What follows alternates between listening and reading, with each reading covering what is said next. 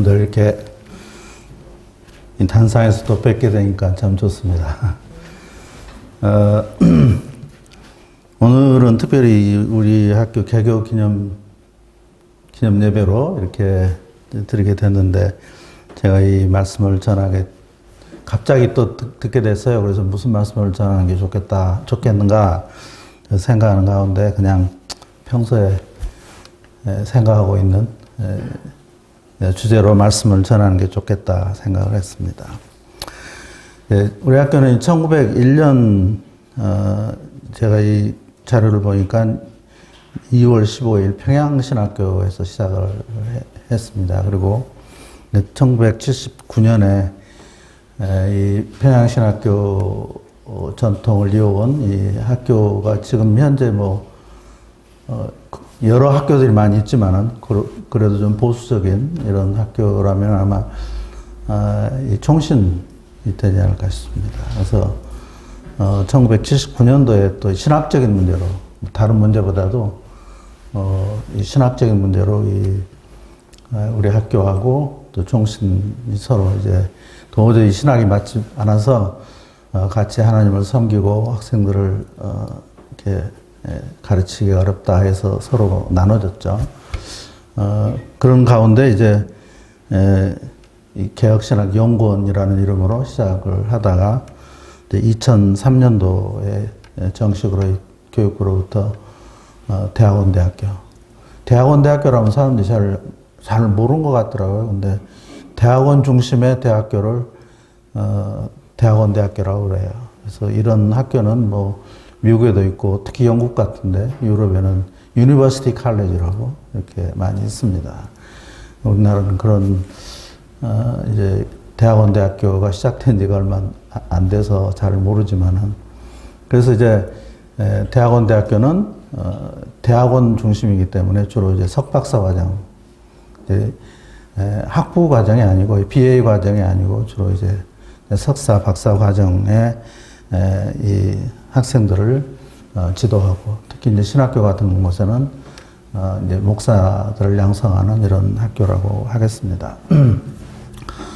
여러 학교들이 있지만은, 그러나 사람들은 어느 학교가 좋은가 이런 생각을 많이 하고, 또 사람은 할 수 있으면 학교라는 건 좋은 학교를 가기를 원하죠. 그러나 신학교는 학교를 평가하는 이런 기준이 조금 다른 것 같습니다. 그 학교가 어떤 신학 전통을 가졌냐 하는 이것이 가장 중요한 점이라고 생각이 돼요. 자유주의 신학교도 있고, 또 무슨 오순절 신학교도 있고, 무슨 여러 신학교가 있지만은, 그러나 가장 성경적이고, 또 가장 우리 기독교 역사 전통을 이어가는 이런 이제 이 교회에서 운영하는 이런 학교, 이런 학교가 어느 학교인가? 저희들은 칼빈주의적 보수 개혁 신학이 가장 아주 성경적이고, 또 가장 전통적이고, 또 가장 건전하고, 또 가장 이 역사에 많은 영향력을 끼쳐왔던 이런 그 신학이라고 생각을 해요.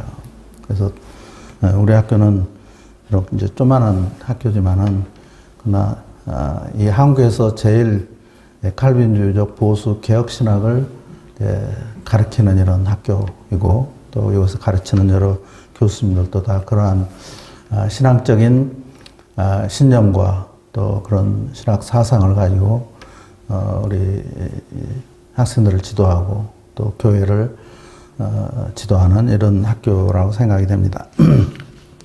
그동안 우리 학교는 조금 좀 어려움들이 있었지만은, 그러나 제가 믿는 것은 신학교라는 건 그냥 사람이 짓고 싶어서 지어지고 되는 게 아니고, 반드시 하나님의 뜻이 있어야 되고, 또 하나님께서 뜻에서 세우신 학교이기 때문에 천지를 창조하신 하나님께서 그 학교를 이제 운영하시고 또 발전시키고, 또 그런 학교를 통해서 하나님께서 쓰시는 이런 많은 종들을 제출해낸다 생각이 돼요.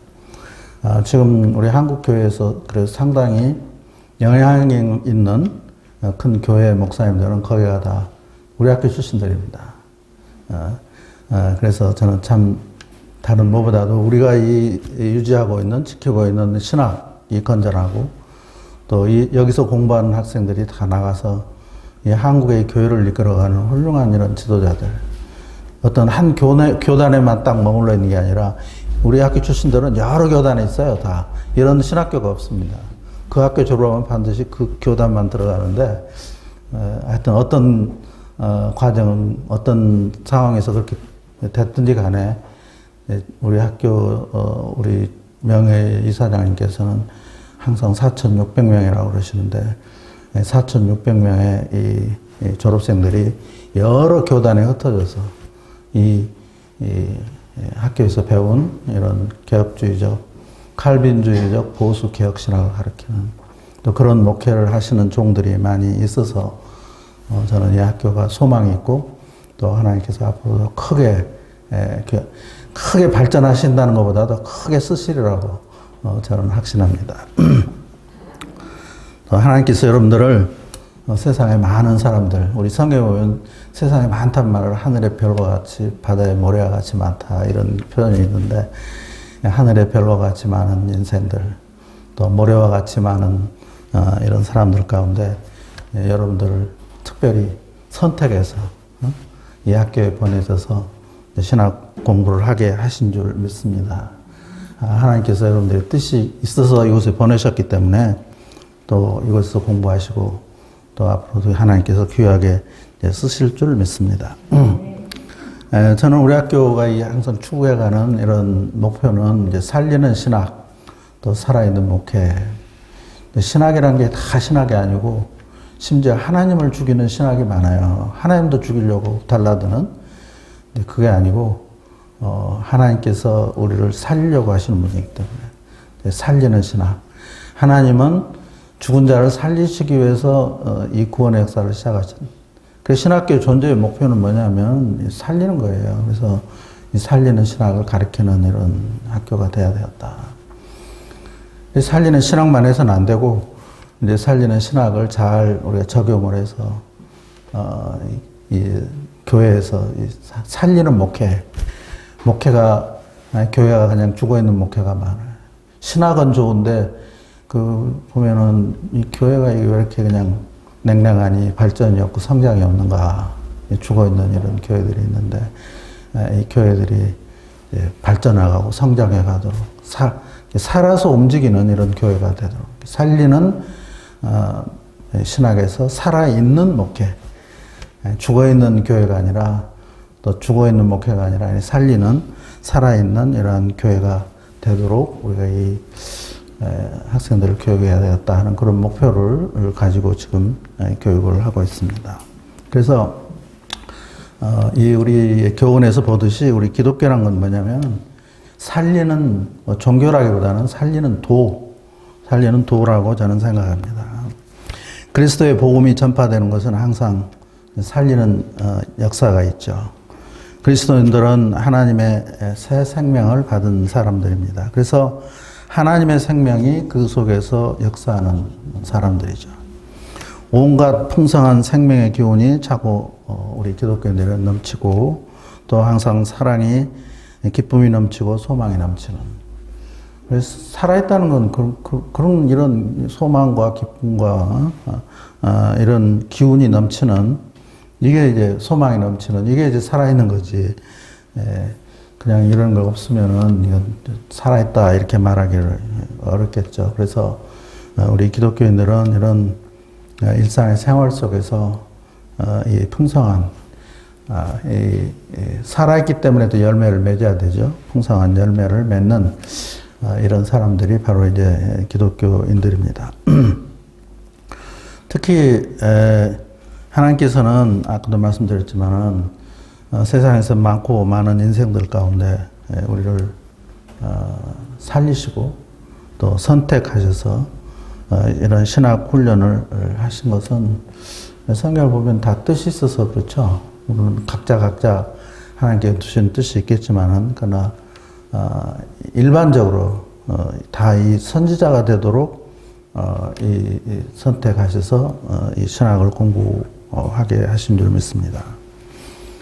선지자라는 것은 우리가 흔히 그냥 미래를 점치는 사람처럼 이렇게 생각하지만은, 그건 한국적인 의미고, 그러나 성경을 자세히 살펴보면 이 선지자들은 하나님의 말씀을 대언하는 자죠. 하나님이 말씀하시면 그것을 대언을 하고. 또 대언만 하면 안 돼. 무슨 말인지 알 수 없기 때문에. 그래서 선지자들은 항상 하나님이 주신 말씀을 대언하고 그것을 해석해 주죠. 이 말씀이 무슨 뜻이다 하는 이런 해석을 해주고. 해석만 하면 뭐예요? 그 다음에 구체적으로 하나님이 주신 그 말씀을, 해석된 그 말씀을 이제 구체적인 우리 생활에 적용하고 또, 그대로 이 사는, 생활을 하는, 적용하고 생활하도록 가르치는 이런 일을 하는 사람. 이게 바로 선지자다. 그러니까 선지자라는 개념이 전혀, 성경에서 말하는 선지자 개념과 또 우리 일반적으로 생각하는 뭐 미래를 점치고 하는 이런 개념하고는 좀 성경에서 말하는 이 선지자의 개념이 좀 다르다고 생각이 됩니다. 하나님께서는 일찍이 이 모세의 입을 통해서 이 그분의 영을 모든 사람에게, 하나님의 영을 모든 사람에게 주어서 모든 사람이 다 선지자 되기를 바란다 하는 이런 규절이 있어요. 민수기 11장 12절에 있는 말씀인데, 하나님께서 모든 족속으로 다 이 선지자 되기를 원한다 하는.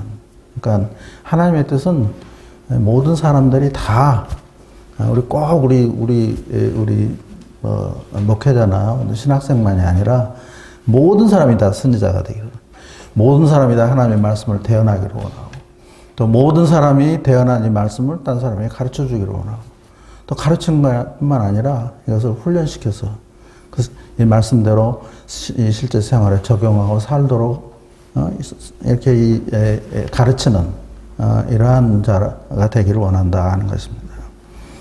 제가 어제도 우리 교수님들하고 잠깐 한 말씀 중에 이 마가복음 17장 15절을 보면, 마태복음은 제일 마지막 지상명령을 너희가 이제 이 온 모든 나라, 온 모든 족속에게 나가서 아버지와 아들과 성령으로 세례를 주고, 그다음에 내가 너에게 분부한 모든 것을 가르쳐 지키게 하라 그랬어요. 근데 여기 보면은 모든 족속에게 나가서, 모든 족속, 사람들이죠, 사람들. 그다음에 이 땅끝까지 이르러서, 땅끝이라면 우리 지구를 말하는 거거든요. 지구 땅끝까지 가서 내가 너에게 가르친 모든 것을, 이제 명령한 모든 것을 가르쳐 지키게 하라. 그러니까 모든 족속과 이 땅끝이라는 이게 이제 이 활동 범위를 좀 말씀하고 있는데, 마가복음은 좀 이것과는 전혀 다른 말씀을 써놨습니다. 그래서 거기 보면은 온 우주에 나가서 이 모든 피조물들에게 말씀을, 복음을 전하라 이렇게 돼 있어요. 그러니까 단지 지금 지구만이 아니라 아주 우주에 나가서 달나라에도 가고 화성에도 가고 뭐 하여간 태양까지 갈 수 있으면 태양 가면 좋겠죠. 이런 데까지 가서 복음을 전하라. 또 이제 모든 족속으로만 전하라겠는데, 마태복음에 보면은, 여기 보면은 모든 만물, 모든 만물이라보다는 이 헬라어는 크티시스라는 말을 썼어요.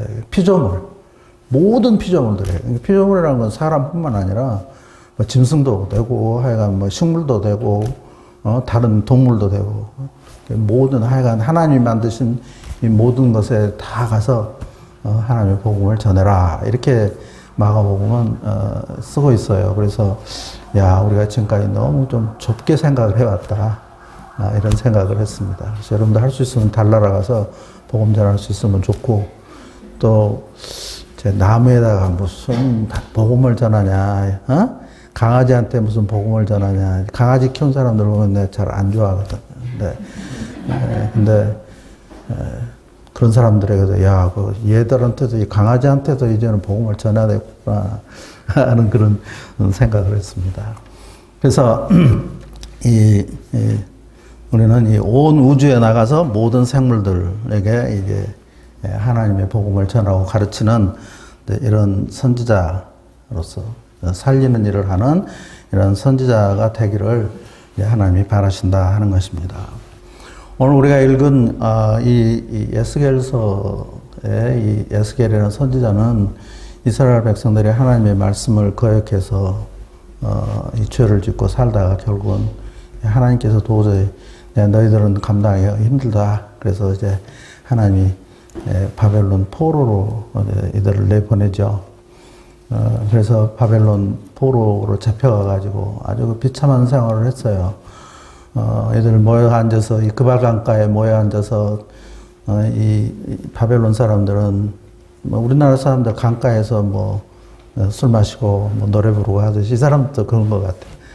술 마시고 뭐 재밌게 노는데 이 히브리 노예들을 불러다가 야 니들 노래 좀 해봐 하면서 노래를 부르게 하고 그러니까 얼마나 참 비참했어. 옛날에 이 하나님의 백성이 이렇게 포로로 잡혀와서 강가에서 술 타령하는 이 사람들 앞에서 노래를 하라고 그러니까 너무 안타까운 거예요. 그래서 아마 이런 배경을 두고 그 히브리 노예들의 합창 있죠? 그걸 아마 저기는 그 친구가 누구냐 지은 것 같아요. 근데 그 노래 부를 때마다 참 너무 가슴이 아프고 저런 참 비참한 노예들 생활을 했구나 하는 그런 생각을 하게 되는데 바로 이런 배경이 되는 이런 그것이 바로 에스겔서고 바로 그런 가운데서 그런 노예 생활하는 이스라엘 백성들 가운데서 하나님께서 이 선지자로 세워서 이들에게 깨우쳐 주시는 말씀이 오늘 우리가 방금 읽은 말씀입니다. 하나님께서는 이 에스겔을 불러서 이제 데리고 이 골짜기로 갔어요. 근데 거기에는 아주 온통 뼈들로 마른 뼈들로 그냥 이 골짜기가 가득 이제 채워져 있는 이제 이런 것을 이제 보여줬습니다. 근데 이스라엘 사람들은 우리처럼 장례식을 하면은 그냥 뭐 이렇게 봉을 세우거나 혹은 그냥 땅에 묻거나 혹은 뭐 태우고 이런 게 아니고 자기들 조상들이 함께 이제 처음에 죽자마자 바로 그냥 묻은 게 아니라 어디 딴 데다 놔뒀다가 살이 다 이제 썩어서 이제 뼈만 남으면은 그 뼈를 자기 가족들을 모아두는 그런 구덩이가 있어요. 거기다가 같이 그냥 모아두는 거예요. 뼈를 같이 묻어두는. 그래서 요새도 여러분들 이스라엘 가면은 이 감람산 올리브 동산 있죠. 거기에 보면은 옆에 이 공동묘지가 있는데 이만한 박스들이 쭉 있어. 난 처음에 이 박스들이 뭔가 했는데 바로 그 가족들이 할 수 있으면 예루살렘에 가깝게 묻히는 걸 좋아하는 사람들이 하나님께 가까이 있다고 생각하는 거예요. 그래서 거기에다가 이제 구덩이를 파고 거기다가 이제 그 뼈를 이제 묻는 이제 이런 모습을 가끔 볼 수 있습니다. 지금도 가면은. 그래서 근데 이제 지금 하나님께서 에스겔에게 보여주는 이 경우는 뭐 구덩이에 넣어서 따로 이 자기 가족묘가 있을 리가 없고 그냥 골짜기에다 그냥 갖다 버린 거죠. 뭐 그냥 이렇게 그래서 이 에스겔이 보니까 수가 심히 많았고 아주 말랐더라 했습니다. 그래서 생명이 다시 소생할 여지가 없는 그야말로 깡마른 이 뼈다귀들이 이제 쌓여 있는 것이죠. 생명이 움틀 틈이 없는 뼈들이었습니다. 그래서 완전히 죽은 상태인 것이죠. 아마도 이 뼈들은 그 주인의 생전에 건장한 육체를 떠받치고 생명을 창조하는 일을 많이 했을 것입니다. 그러나 이제는 이제 죽었습니다. 생명이 떠난 상태입니다. 뼈는 사람의 몸을 구성하는 가장 본질적인 요소이죠. 성경에 보면 하나님께서 뼈를 먼저 만드시고 그 뼈에 살을 채우시고 핏줄과 신경을 연결하는 이런 것을 우리가 볼 수가 있죠. 그래서 뼈는 사람의 몸을 이루는 가장 기본적이고 본질적인 요소입니다. 따라서 뼈를 부수는 것은 생명의 모든 가능성을 제거하는 것이며 또 부서진 뼈는 이제 완전한 파괴를 의미합니다. 뼈를 불태우거나 또 뼈를 파헤치는 일은 모두 모독이며 또 특별한 수치를 주기 위한 벌이었습니다. 죽은 자의 뼈는 항상 조심스럽고 엄숙하게 취급돼야 하는 것이 동서고금의 이러한 관습인데, 이건 여기서는 지금 다 갖다가 그냥 이 골짜기에다 갖다 버리는 이런 상황이죠. 그렇다면 여호와께서는 왜 이 에스겔에게 이 산더미처럼 쌓여 있는 뼈를 이제 보여주시는 것입니까? 11절을 보면 인자의 뼈들은 이스라엘 온 족속이라 그들이 이르기를 우리들의 뼈들이 말랐고 우리의 소망이 없어졌으니 우리는 다 멸절되었다고 말합니다. 이스라엘의 상태를 이 마른 뼈에 비유하고 이들이 말라서 이제 소망이 없고 또 멸절이 되었다는 거예요. 이스라엘은 이 하나님의 말씀을 버리고 이제 우상을 숭배하다가 결국은 나라가 망하고 또 이 백성들은 바벨론 포로로 잡혀갔습니다. 그리고 이들에게는 다시 회복될 소망이 이제 없는 이런 상황입니다. 이들에게는 이제는 더 이상 나라도 없고 왕도 없고 제사장도 없고 또 성전도 없고 도와줄 사람도 없는, 그렇다고 해서 자유가 있는 것도 아니고 기쁨도 없고 이제는 무슨 자기들이 역사도 없고 미래도 없는 아주 이 마른 뼈처럼 공동묘지와 같은 이런 이제 신세가 되어 있는 것이죠. 이런 말씀을 보면은 꼭 뭐 이스라엘이 아니더라도 우리들도 어떤 때는 이런 마른 뼈 같은 이런 존재가 아닌가 이런 생각이 들 때가 있어요. 생명이 있다면 꽃이 피고 열매를 맺어야 될 텐데 가지가 마르고 잎이 마른 앙상한 나무가 되어 있지 않나 이런 생각도 하게 되고, 또 어떤 때는 감동도 없고 감격도 없고 또 감사도 없고 기쁨도 없고 슬픔도 없고 뭐 눈물도 없고 또 웃음도 없고 소망도 없고 사랑도 없고 미움도 없는, 이게 바로 이 메마른 인생들의 모습이 아니겠습니까? 좋은 일도 없고 나쁜 일도 없고 또 내일 무엇이 달라질 것 같지 않는 이런 삶, 이것이 바로 이 마른 뼈와 같은 인생이 아닌가 싶습니다. 특히 내 심령이 메말라서 남에게 관심을 가질 이런 틈도 없고요. 모든 것이 그냥 귀찮아서 꼼짝없이 그냥 있고 싶은, 이런 경험은 우리 다 하고 있지 않나 싶습니다. 바로 이 마른 뼈와 같은 이런 삶이 아닌가 싶어요.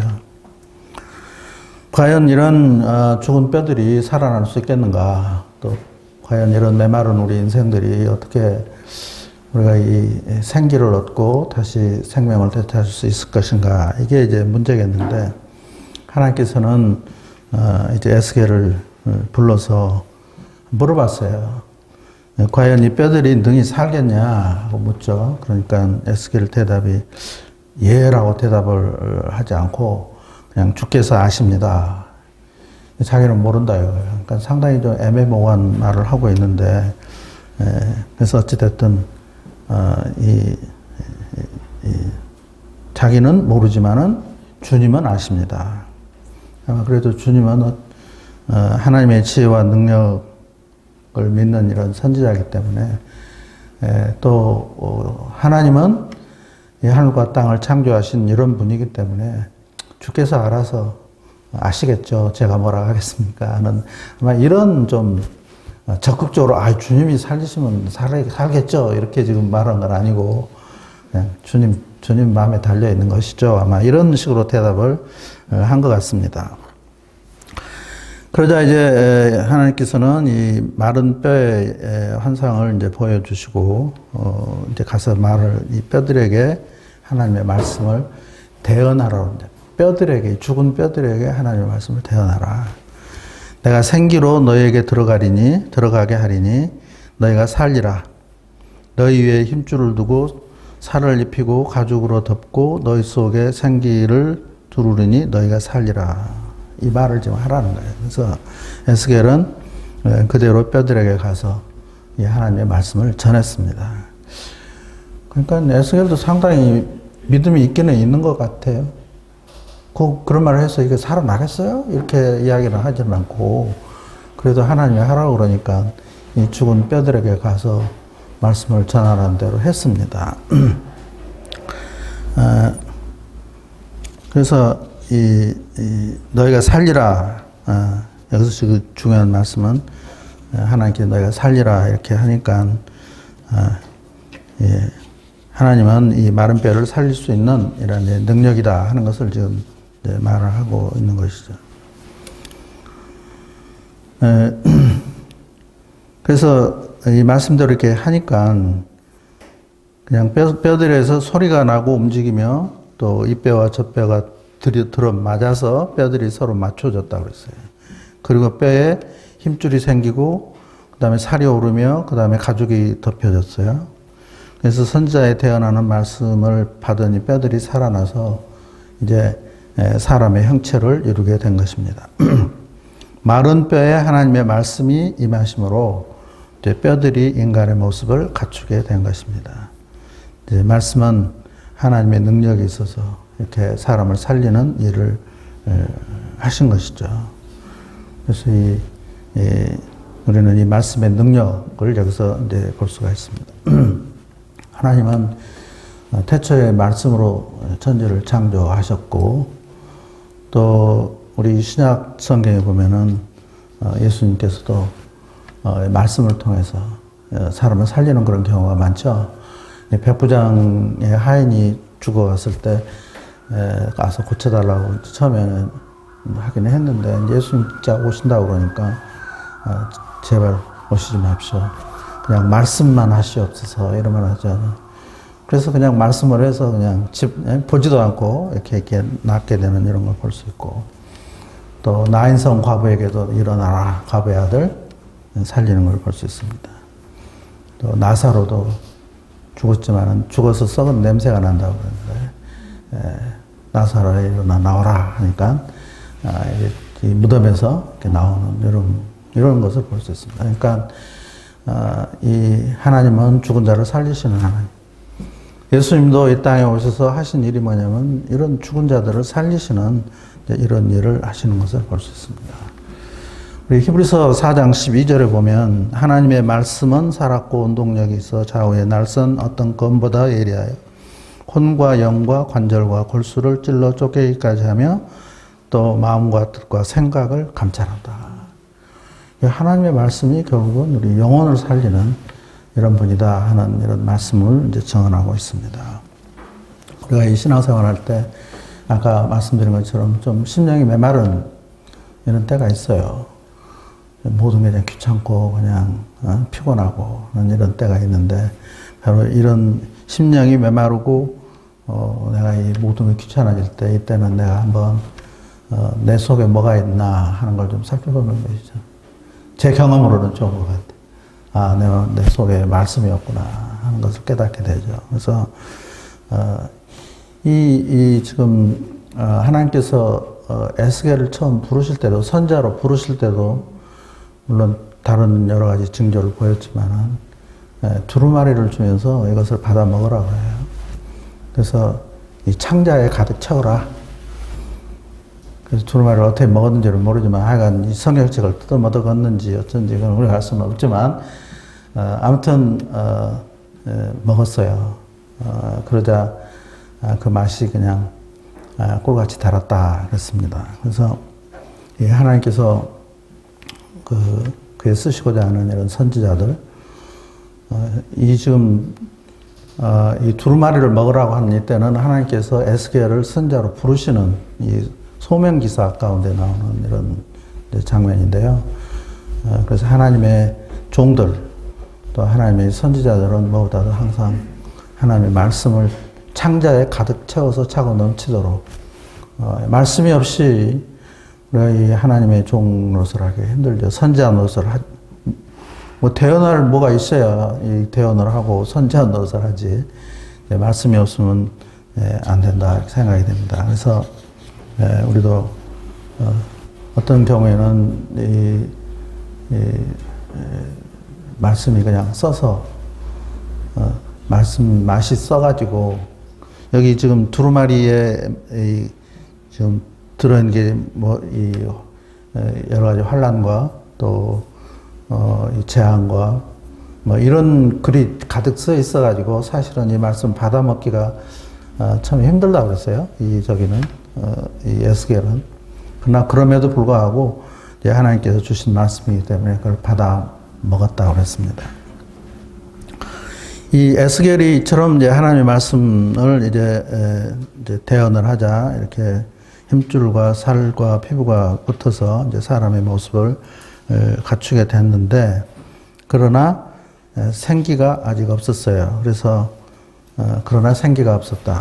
생기란 말은 이 영 혹은 영혼이라고 번역하는 이 루아흐라는 이런 단어를 쓰고 있는데 이 루아흐는 하나님께서 천지를 창조하실 때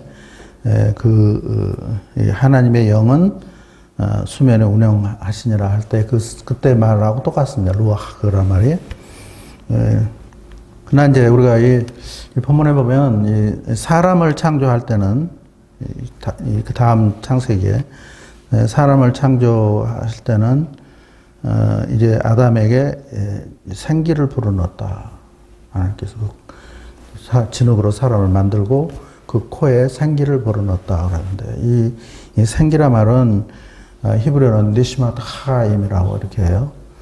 그래서 다시 말하면 이 생기란 말은 생명의 호흡, 또 살아있는 호흡이란 말이에요. 그러니까 진흙으로 사람을 만들고 그 코에다가 하나님께서 뭘 불어넣냐면 생기, 다시 말하면 생명의 호흡을 불어넣었다 하는 거예요. 그러니까 뭐가 되냐면 이제 생명이 됐다 이렇게 우리 한글 성경에는 이렇게 되어 있는데 이 생명이라고 그러면 조금 좀 우리가 오해를 하기가 쉬워요. 그냥 영적인 뭐라고 이렇게 뭐 성령처럼.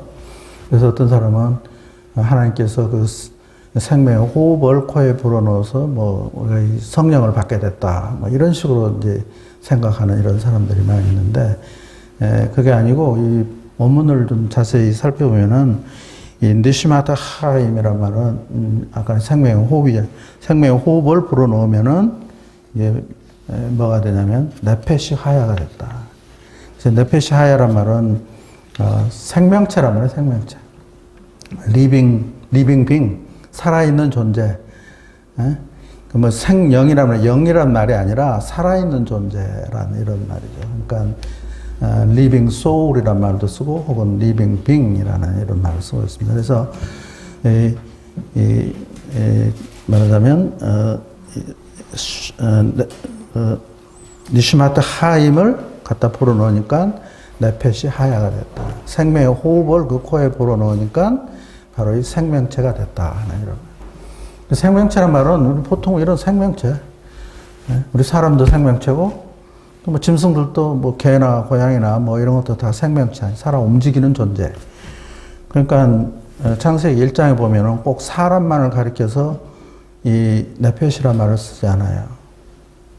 생명체란 말. 짐승에게도 여러 번 써지고 있습니다. 창세기 1장에 보면 이 네펫이 하야란 말, 짐승에게도 네펫이 하야란 말을 쓰고 있어요. 그러니까 짐승들도 사람들과 마찬가지로 이런 생명체가 됐다 하는 이런 말. 근데 우리 이 말을 좀 번역이 잘 못돼가지고 사람들한테 많은 오해를 주는 이런 것들이 많이 있지만은 이 본문에 보면은 이제 생명의 호흡을 불어넣으니까 이제는 생명체가 돼서 이제 살아났다. 온전한 이제 사람이 된 거예요. 그래서 이 말씀을 보면은 이제 여기서 중요한 것은 에스겔이 마른 뼈들에게 말한 것이 아니고 생기에게 말한 것이죠, 이 말씀이. 그래서 에스겔이 그대로 태어나자 생기가 사람에게 들어가서 이제 사람들이 살아 움직이게 됐습니다. 그래서 우리가 알 수 있는 것은 사람이 말씀을 받고 살아났지만은 그러나 생기를 받아야만이 또 온전한 사람으로 재생하는 이런 것을 볼 수가 있습니다. 곧 이제 하나님의 영, 루아흐 혹은 니시마트 하임 이제 이외에 성령이 이제 이들 가운데 임하셔서 하나님의 영이 이제 사람들을 중생하고 또 살아나는 게 하는 것이죠. 그러니까 죽은 사람들이 하나의 육체로서 살아났지만은 그러나 하나님께서는 이들에게 생명의 호흡을 불어넣어서 이제 이런 이 온전한 이런 인간들이 되게 한 거죠. 그래서 우리가 여기서 이제 알아야 될 것은 첫째는 하나님의 말씀을 들었고 그 다음에는 하나님의 이 생명의 호흡인 이런 이제 이 생기를 이제 불어 넣어서 이제 이 사람들이 이 하나님의 백성으로서 새로 움직이게 되는 이런 것을 볼 수 있습니다. 그래서 우리가 알아야 될 것은 단순히 그냥 이 육체만 있어서는 되는 게 아니고 하나님께서 이제 성령으로 살릴 뿐만 아니라 이제 성령으로 말씀을 주시고 역사를 해야만이 이제 제대로 된 이런 사람이다 하는 것을 우리가 알 수 있습니다.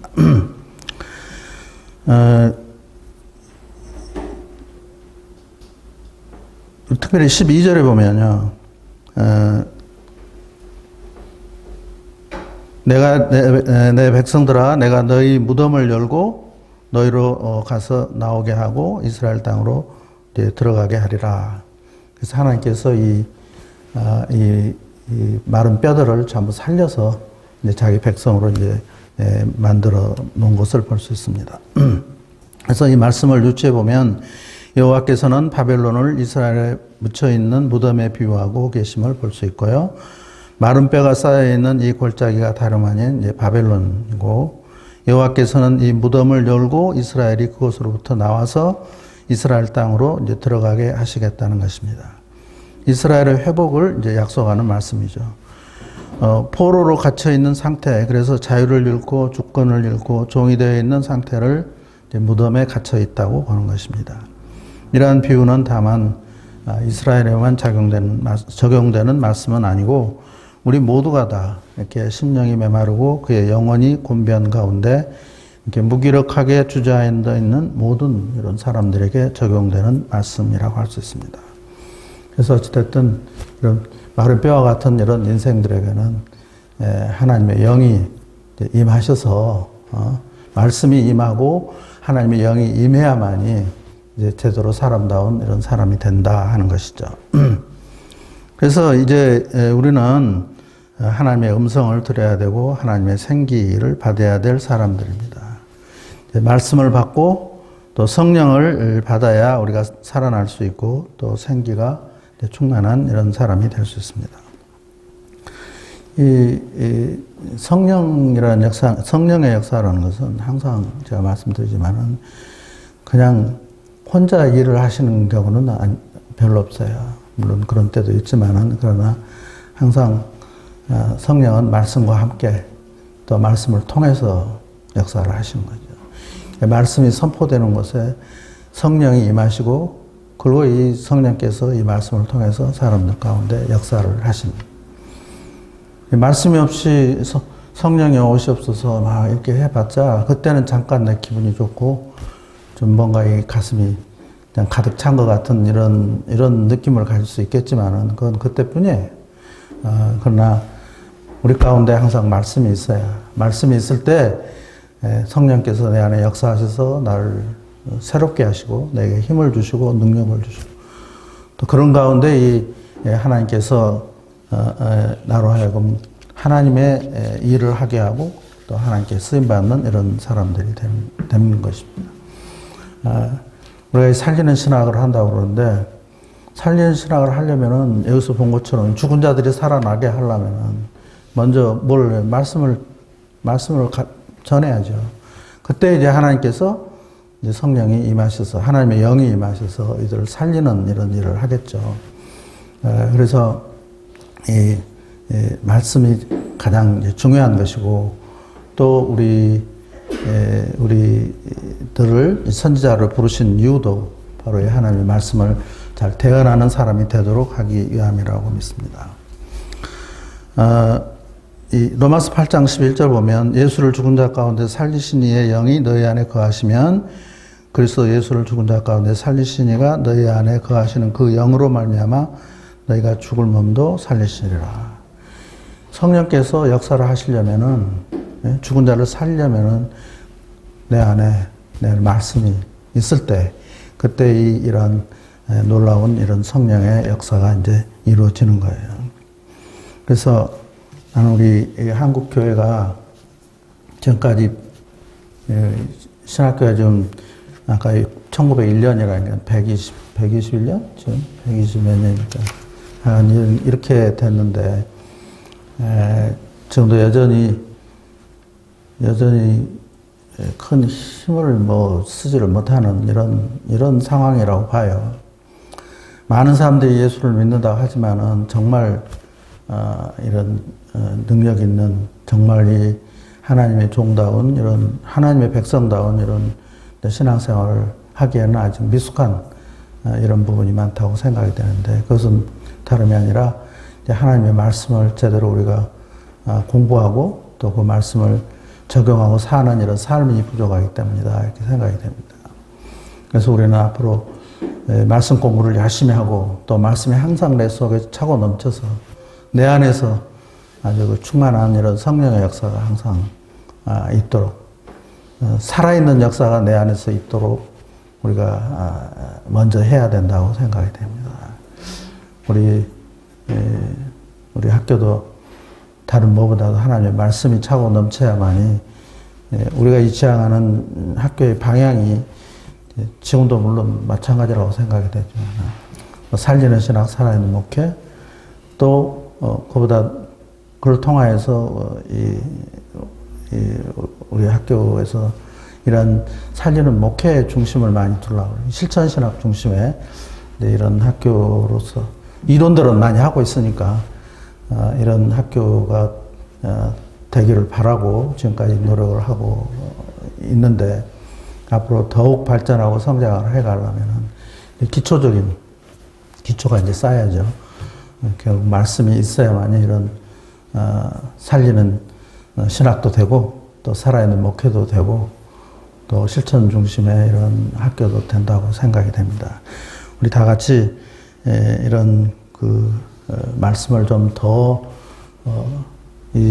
지금 에스겔처럼 여기까지 목에까지 창자까지 가득 채우는 내가 싫은 말씀이라도 재앙의 말씀이든지 내가 도저히 이 말씀 받기 싫은 말씀이라도 먹고 보니까 달더라 그랬으니까 말씀을 받고 또 이런 역사를 감당하는 이러한 이 시대의 선지자들이 됐으면 좋겠고 또 그것이 아까 하나님께서 모세를 통해서 모든 족속들이 다 선지자가 되기를 원하노라 말씀을 하셨는데 우리 모두가 다 단지 그냥 예수 믿는 사람으로 끝나는 게 아니고 우리나라 사람들은 이 종교개혁하면서 만인 제사장 이야기는 많이 해요.